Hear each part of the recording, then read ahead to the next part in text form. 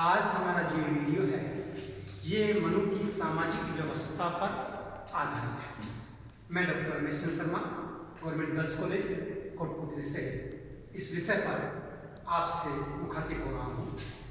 सामाजिक व्यवस्था की जब हम बात करते हैं तो समाज क्या है, समाज का निर्माण कैसे हुआ, समाज की उत्पत्ति कब और क्यों हुई, इन प्रश्नों पर चर्चा की जाए तो सामाजिक जो आधार बिंदु है उन आधार बिंदुओं पर हमें कुछ प्रकाश डालना। जब सृष्टि की रचना होती है, सृष्टि पे संपूर्ण जीवों का उत्थान हो जाता है, उसके पश्चात जब सृष्टि में जो राजा के विहीन जनता है उस जनता में अराजकता व्याप्त हो जाती है, मत्स्य न्याय की स्थिति उत्पन्न होती है, तब जनता प्रजापति ब्रह्मा के पास जाती है और कहती है कि ये बताएं, हम यहाँ अशांत हैं और शोषण से ग्रसित हैं, हमारी इस समस्या का समाधान करो। और उस समस्या के समाधान स्वरूप एक राजा मनु के रूप में जो अष्टदेवों के अंश से बनाया जाता है पृथ्वी पर दिया जाता है। तो राजा की जब उत्पत्ति होती है तो राजा की उत्पत्ति देवीय सिद्धांत है, अर्थात ब्रह्मा के द्वारा राजा की उत्पत्ति है। उसी प्रकार से जो सामाजिक व्यवस्था है उसमें भी देवीय सिद्धांत दिखाई देता है और वहां ये उल्लेख पाया जाता है कि जो पितामह ब्रह्मा है या विराट पुरुष है, उस विराट पुरुष के विभिन्न अंगों से समाज में वर्णों की उत्पत्ति होती है और विभिन्न अंग विभिन्न कार्यों का प्रतिनिधित्व करते हैं। जैसे मुंह है, वो बोलने का, अभिव्यक्ति का कार्य करता है, श्रेष्ठ विचारों का कार्य करता है, बुद्धि, ज्ञान और विवेक का प्रतिनिधित्व करता है। तो ब्रह्मा के मुख से ब्राह्मण और ब्रह्मा की भुजा में सुरक्षा, सेवा, कार्य, संपादन, संरक्षण यह है। तो भुजाओं से क्षत्रिय, तो ब्रह्मा के मुख से ब्राह्मण, ब्रह्मा की भुजाओं से क्षत्रिय और ब्रह्मा के उदर से वैश्य और ब्रह्मा के पैरों से शूद्र की उत्पत्ति मानी जाती है। ऐसा उल्लेख मनुस्मृति में भी विभिन्न अध्यायों में, जैसे मनुस्मृति के अध्याय 1 के जो है श्लोक संख्या 31 में आया है, ऐसे महाभारत के अध्याय 13 के श्लोक संख्या 23 में वर्णन आता है। इसी प्रकार से ऋग्वेद के अध्याय 113 और 16 नंबर के जो श्लोक है उनमें वर्णन आता है। ऐसे ही जो ऋग्वेद है उसके पुरुष सूक्त के अध्याय 10 के 190 श्लोक में भी इसका वर्णन आता है। इस प्रकार से मनुस्मृति में इसका वर्णन है, महाभारत में इसका वर्णन है, ऋग्वेद में इसका वर्णन दिखाई देता है। उसी के साथ महाभारत के बाद श्रीमद् भगवत गीता, जिसे एक श्रेष्ठ ग्रंथ माना जाता है भारतीय संस्कृति का प्रतीक, उसमें भी कृष्ण कहते हैं कि मेरे जो विराट रूप को दिखाई देते हैं तो मेरे मुख से ब्राह्मण, भुजाओं से क्षत्रिय, इस प्रकार से उत्पत्ति की बात, वो वर्ण व्यवस्था की बात करते हैं। इसलिए सामाजिक व्यवस्था जो है, समाज का जो संगठन है, उस सामाजिक व्यवस्था और संगठन का आधारभूत जो सूत्र है वो वर्ण व्यवस्था के रूप में दिखाई देता है। और ये 4 वर्णों की चतुर्वर्णीय व्यवस्था भारतीय समाज में स्थापित होती हुई हमें दिखाई देती है। और ये जो चतुर्वर्णीय व्यवस्था है ये समाज में व्यवस्था के लिए है, सामाजिक विकास के लिए है, सामाजिक दायित्वों के निर्वहन के लिए है, सामाजिक व्यवस्था की श्रेष्ठता और पूर्णता के लिए है। और ये व्यक्ति के अंतिम लक्ष्य जिसे हम मोक्ष कहते हैं उसकी प्राप्ति के लिए है। इसलिए समाज सही रूप से संचालित हो, इसके लिए सामाजिक व्यवस्था स्थापित की जाती है और वो व्यवस्था वर्ण व्यवस्था के रूप में दिखाई देती है। अब हम बात करते हैं संक्षेप में कि वर्ण का अर्थ क्या है, वर्ण व्यवस्था का आरंभ कब हुआ, कैसे हुआ और वर्ण का अर्थ क्या है। वर्ण के अर्थ की अगर हम बात करें तो यहाँ वर्ण का 2 अर्थ दिखाई देता है। वर्ण मीन्स रंग और वर्ण का मतलब प्रकाश। और ये वरेण्य शब्द से बना है जो वी धातु है, वी धातु जो वी से अर्थात व्रय धातु से बना शब्द वर्ण है, जिसका अर्थ होता है चुनना, चुनाव करना। और ये चुनाव किसका है, श्रेष्ठ गुणों का चयन है, श्रेष्ठ उद्योग का चयन है, अपनी योग्यता अनुसार पेशे का चयन है। इसलिए पेशे का चयन, तो वर्ण व्यवस्था क्या है, वर्णों का चयन है और वर्ण चयन में व्यक्ति को स्वतंत्रता है। इसलिए वर्ण का अगर हम अर्थ देखते हैं तो वर्ण का अर्थात जो है व्यापार, वाणिज्य, उद्योग, धंधा, कार्य और कर्तव्यों का चयन है, और यही कर्तव्यों का चयन वर्ण व्यवस्था है। इसलिए वर्ण व्यवस्था वर्णों को धारण करने की व्यवस्था है, इसे वर्ण धर्म भी कहा जा सकता है। अगर वर्तमान स्थिति में इसकी तुलना की जाए और इसे समझा जाए तो वर्ण का अर्थ वंश है। वंश परंपरा से वर्ण व्यवस्था दिखाई देती है, संस्कृति वर्णानुसार दिखाई देती है, चरित्र वर्णानुसार की बात करते हैं, स्वभाव भी वर्ण के अनुसार की बात करते हैं, व्यवसाय भी वर्ण के अनुसार है, और जातियां भी जो है वर्ण आधारित उत्पन्न हो गई है, क्योंकि वर्ण जो है वो जाति नहीं है। ऋग्वेद में कहीं जाति का उल्लेख नहीं। जातियां व्यक्तियों ने सृजित की है, और जाति व्यवस्था एक विकृति है वर्ण व्यवस्था का। और ये अगर व्यवस्था देखी जाए तो वैदिक काल में वर्ण व्यवस्था थी, जाति व्यवस्था नहीं थी। और वर्ण व्यवस्था की भी अगर हम बात करें वैदिक काल में, तो वैदिक काल में रंग व्यवस्था का उदाहरण भी दिखाई देता है। आर्य जो है वो श्वेत जाति के हैं, और जो दस्यु हैं वो ब्लैक जाति के दिखाई देते हैं। इस प्रकार से वर्ण व्यवस्था जो वैदिक काल में है, उत्तर वेद काल में जाकर के भी परिवर्तित होती हुई दिखाई देती है। वहां भी वे कहते हैं कि ब्राह्मण का जो रंग है वो श्वेत है, क्षत्रिय का रंग है वो रक्त है। जिस प्रकार से आदमी को क्रोध आता है, गुस्सा आता है, उसकी आंखें पीली हो जाती है और अपना जोश से वो काम करता है, तो जोश जो है जो रंग का प्रतीक है, जो रजत रंग का प्रतीक है, तो इसलिए ब्राह्मण श्वेत वर्ण का प्रतीक बन गया। वहां उस समय उत्तर वेद काल में देखें तो क्षत्रिय रक्त वर्ण का प्रतीक बन जाता है, और वैश्य पीत वर्ण का प्रतीक है, क्योंकि व्यापार करता है और व्यापार में चोरी है, व्यापार में झूठ बोलना है, अन्य चीजें। जब व्यक्ति ऐसा काम करेगा तो उसकी आत्मा उसे रोकती है, और रोकने के कारण वो उसका रंग पीत में दिखाई देता है। और शूद्र वर्ण का जो रंग है वो रंग गेहूं वर्णीय रंग, जिसे हम ब्लैक रंग के रूप में प्रतिभाषित चाहे करें, वो है। वो इसलिए है कि वो कार्य करता है, कृषि का कार्य करता है, उद्योग का कार्य करता है, शिल्प का कार्य करता है, उत्पादन का कार्य करता है, दिन भर मिट्टी में कार्य करता है, इसलिए उसका मिट्टी जैसा रंग उस कार्य के अनुरूप, प्रकृति के अनुरूप बन जाता है। इसलिए वर्ण का अर्थ रंग भी है, वर्ण का अर्थ प्रकाश भी है, वर्ण का अर्थ उद्योग धंधे अर्थात अपने वर्ण, अपने पेशे का चयन भी है। अगर हम इसी को आगे ऋतुओं के रूप में देखना चाहें तो ऋतु धातु उत्तर वेद काल के पश्चात की अगर हम चर्चा करें तो वहां हमें पाया जाता है कि ब्राह्मण वसंत ऋतु का प्रतीक बनता है।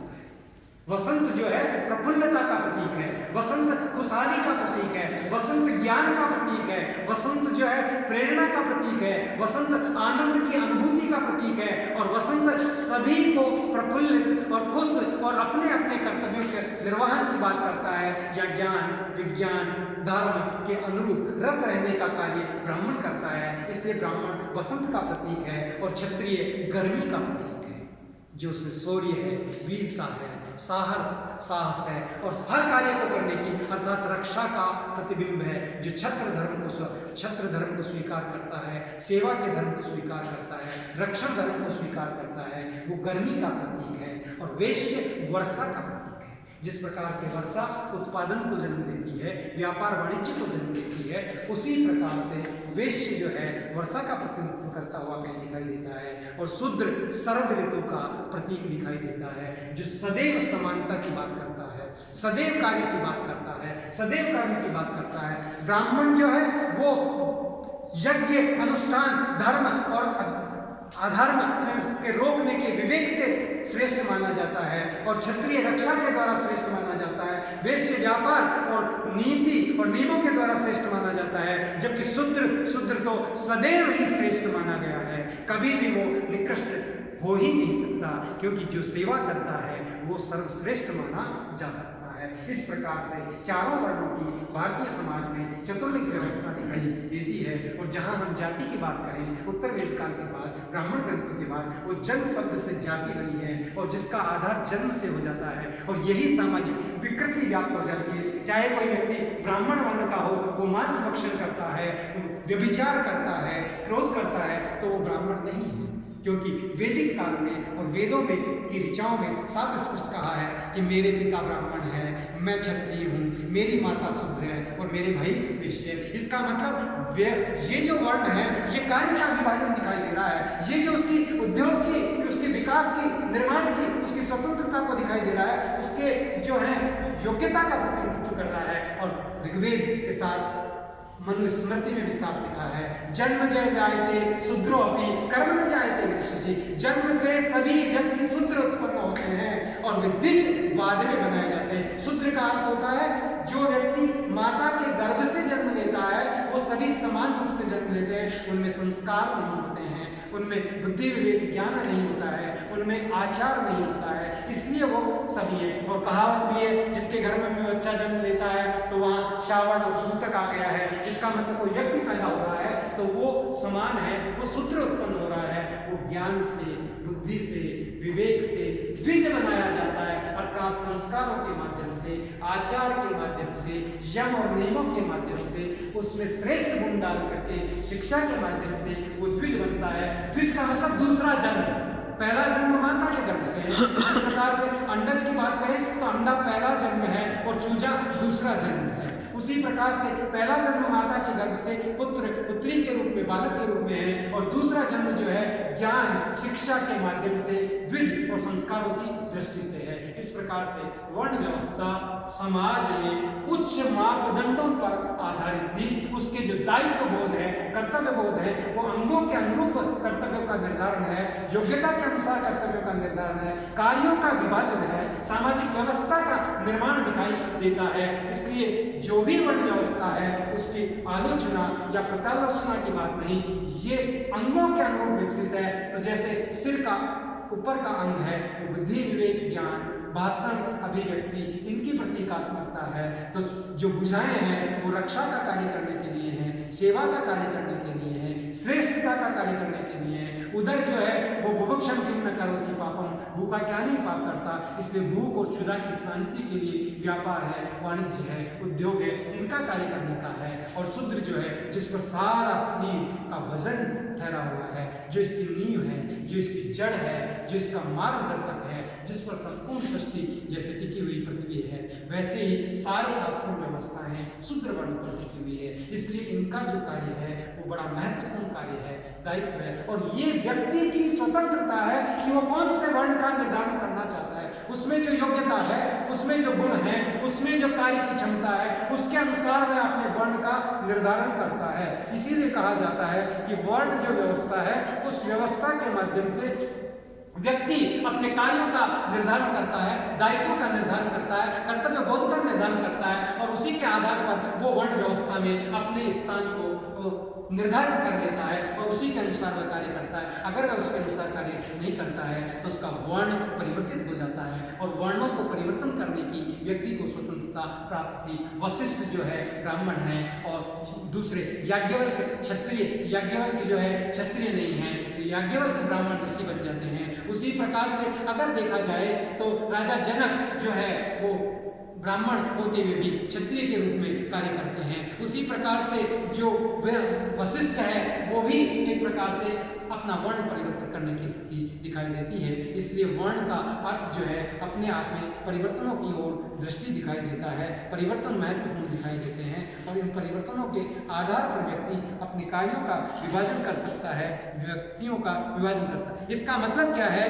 कि स्वेच्छा से वर्ण का चयन व्यक्ति की स्वतंत्रता थी, पहली बात। दूसरी ओर अगर हम बात करें तो सृष्टि के संचालन के लिए विभिन्न प्रकार के द्वारा, अर्थात सारी व्यवस्थाएं जिस प्रकार से शरीर है, सावयव है, सभी अलग अलग होते हुए भी अंग चाहे अलग है पर एक ही तत्व है, उसी प्रकार से सामाजिक व्यवस्था के संचालन के लिए कार्यों का और श्रम का विभाजन चाहे दिखाई देता हो, परंतु ये चारों पारस्परिक रूप से एक है, एक शरीर के रूप में है, एक दूसरे पर निर्भर करता है, चाहे वह कार्य की दृष्टि से, उद्योग की दृष्टि से अलग दिखाई देता हो। खान पान, अंतरजातीय विवाह इत्यादि की अगर हम बात करें तो व्यक्ति का अर्थात स्त्री का पुरुष से विवाह है, जाति का विवाह नहीं होता है। यहाँ हम ययाति को क्षत्रिय होते हुए देख सकते हैं और देवयानी ब्राह्मण पुत्री का विवाह होता हुआ हम बात कर सकते हैं। सत्यकाम, जाबाल, जलश्रुति के से शूद्र थे, परंतु वैदिक साहित्य की रचना में उनको वंचित नहीं किया गया और उन्हें श्रेष्ठ एक संत के रूप में स्वीकार किया गया है। वेद व्यास इसके मुख्य उदाहरण दिखाई देते हैं जिन्होंने महाभारत की रचना की है। फिर हम आगे चलते हैं समाज व्यवस्था की प्रकृति क्या है।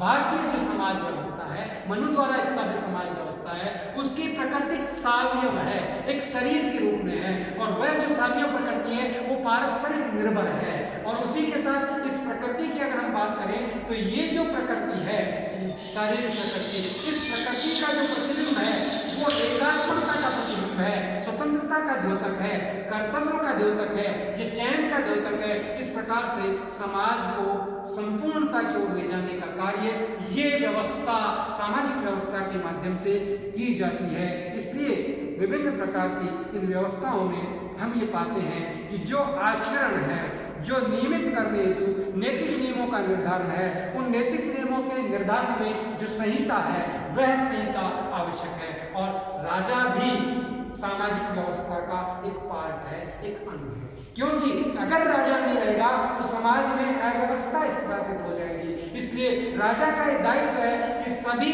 वर्ण अपने अपने धर्म का आचरण करें और अपने अपने धर्म में रहते हुए मोक्ष की प्राप्ति करें, दूसरे के कार्यों में हस्तक्षेप ना करें, चाहे तो अपना वर्ण बदल लें पर हस्तक्षेप न करें। इस प्रकार से सामाजिक व्यवस्था के बारे में हम संक्षिप्त में यह अध्ययन कर पाए हैं। और अगर हम देखना चाहें तो जो धर्म है वो सामाजिक धर्म कहलाता है, जिसके नियम हैं, एक और धर्म के वेद है, स्मृति है, श्रुतियां हैं, अंतःकरण है, राज्य की आज्ञा है, ये सार्वभौमिक नैतिक नियम है।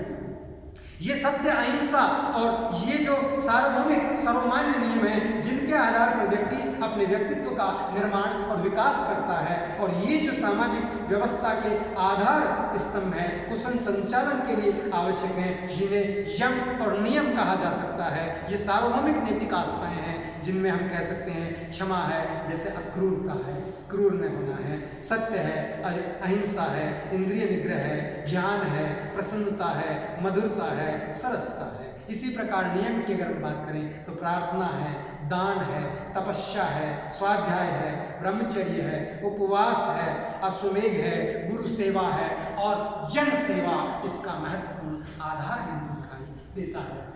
नेक्स्ट वीडियो में हम मनु स्मृति की सामाजिक व्यवस्था के आलोचनात्मक विश्लेषण पर चर्चा करेंगे। धन्यवाद। मैं समझता हूँ आपको इसमें ज्ञानार्जन अधिक और लाभदायक रहा।